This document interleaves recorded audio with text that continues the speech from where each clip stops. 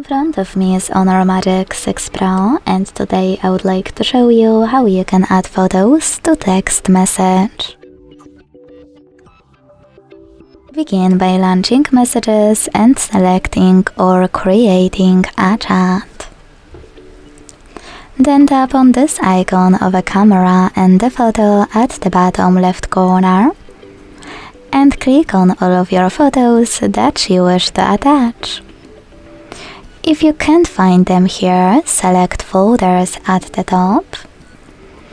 Look for the chosen one and tap on it. To add the other one, open folders again and click on it as well.